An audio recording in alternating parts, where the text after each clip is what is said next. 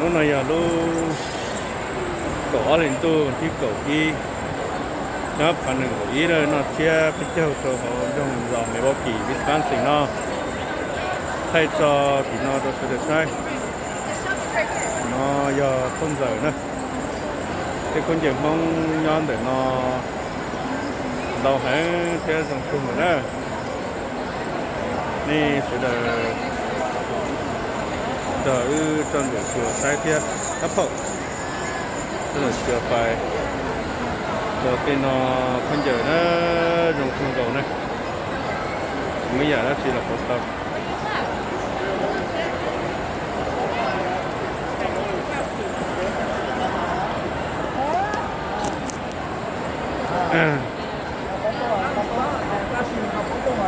bây giờ chiếc bích châu trong ấp bản năng của y lúc có lên tôi còn thích của y nhớ cho hỗ trợ mình có kỹ nữa nè cho nên sai cho tê nó hồi xì phơi giả đó mình chỉ mong nhớ cho mình nó để sắp về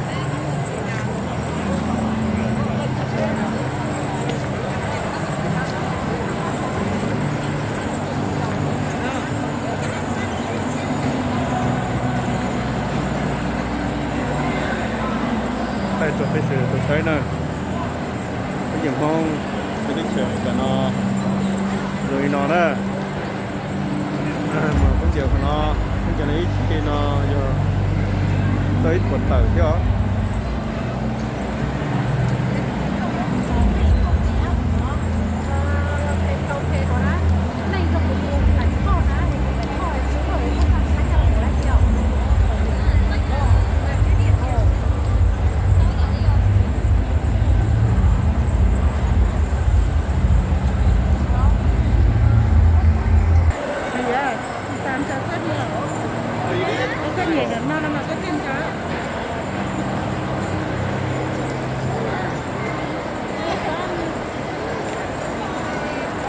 chống người dù nữa tôi chống người dù là chỉ mua mình ở tốt nữa mua được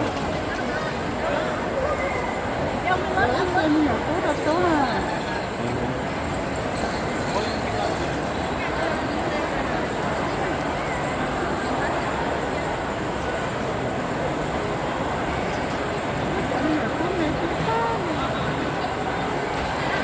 rồi đó đặt chơi rồi nó chơi rồi đó nó chỉ tốt hơn này nè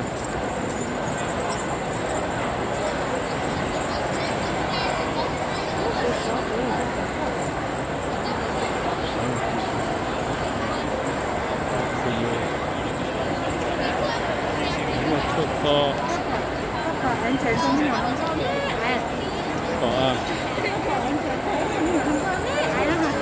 chỉ có nữa chỉ có là bây giờ nó anh chơi sao chứ nhiều lắm con đi đó cứ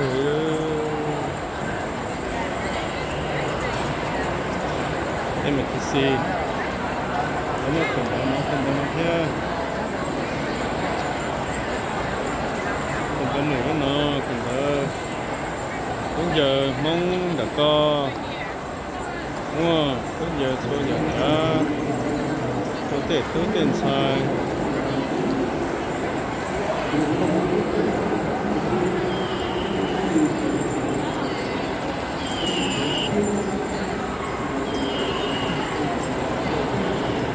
thế ta thay một vị sư gì dạ thay thay để nó là giờ cái chứ chưa tôi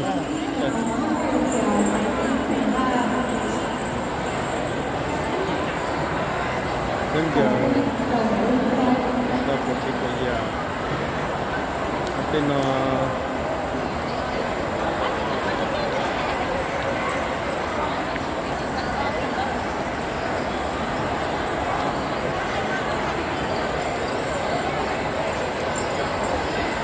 tôi lấy trình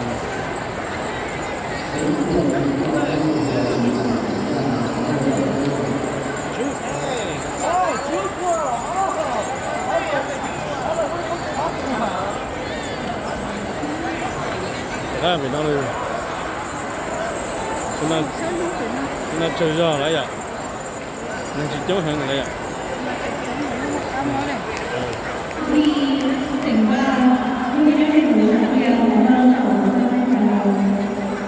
thấy đua rồi đây rồi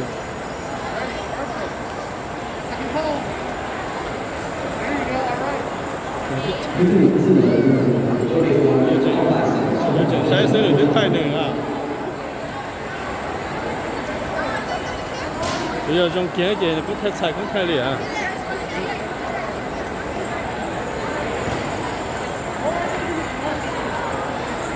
anh này phòng nhiều ở bắc bao chỉ nữa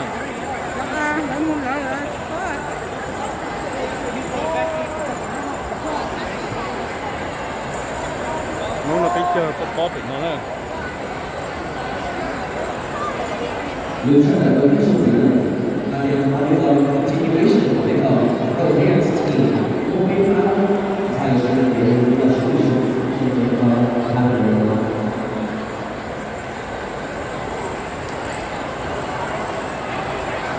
vậy là có một tàu thải à? Cái mà là gì đúng là con đá. Ngồi chơi nhìn rất tự nhiên này vậy.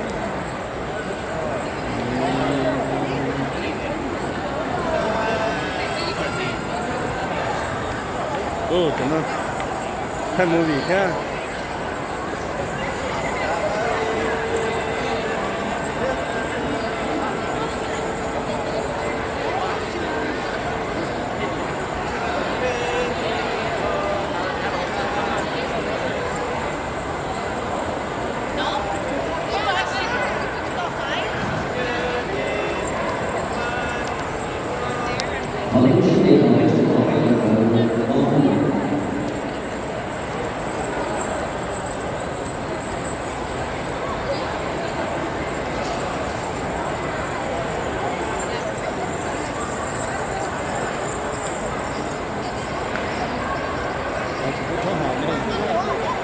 Đây là thôn Thái nè.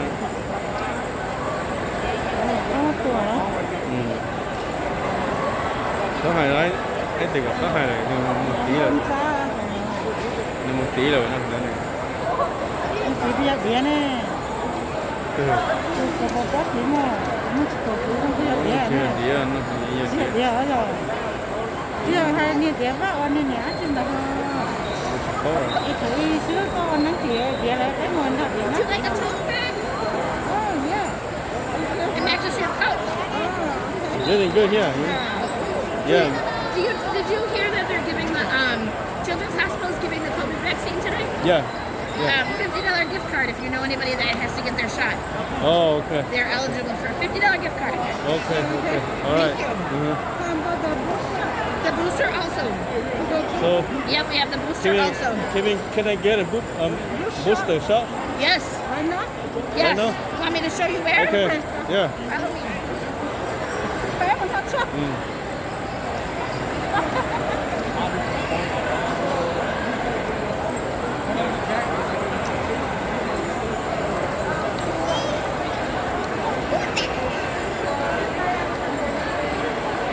Yeah. Did we lose somebody? Yeah, she's right there. Oh, okay. Yeah, she's coming.